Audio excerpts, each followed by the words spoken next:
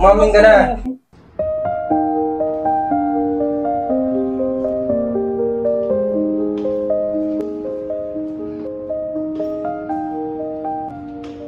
Tama yung blur natin, di ba? Ito ba pala?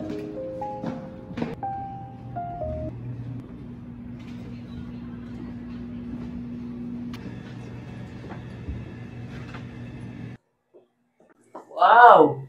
Okay itong nabuk mo na rin, kuya. Mura lang to. Ang bait pa lang caretaker. Panigurado, hindi ka na malilit sa flight mo bukas. Pagbalik mo ng Lokban, yung pag-aaral mo ayusin mo, ha? Si Ina at si Itay, ikaw muna yung magiging pangalan sa ating dalawa. Sab muna ako, pero never ako magiging pangalan.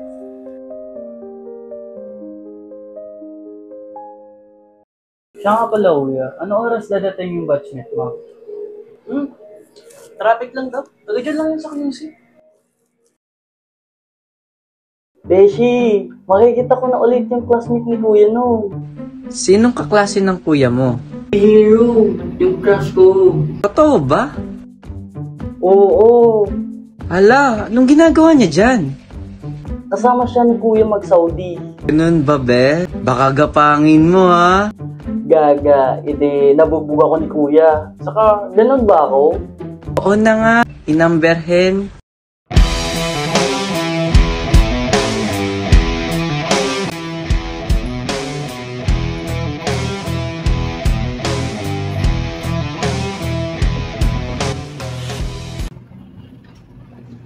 Oh, pre, dito ka na pala.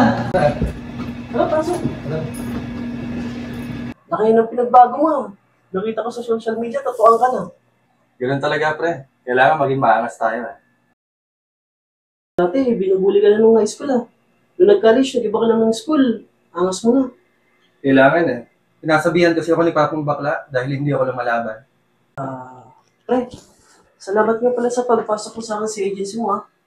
Medyo kinakabahan ako, pero masaya ako.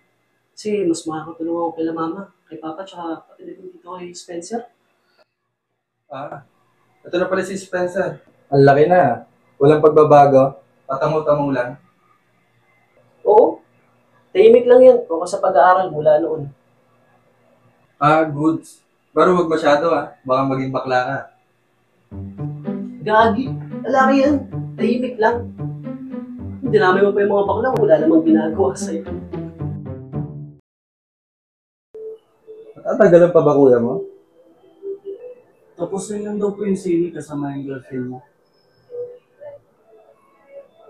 Bakit di nga pala siya matutulog dun sa girlfriend niya? Bawat po, strict yung parents ng babae eh. Inat talaga itong mga baklan to. Bakit po yun, kuya? Kadiri ang mga putik. Kaya ikaw, huwag kang magiging bakla.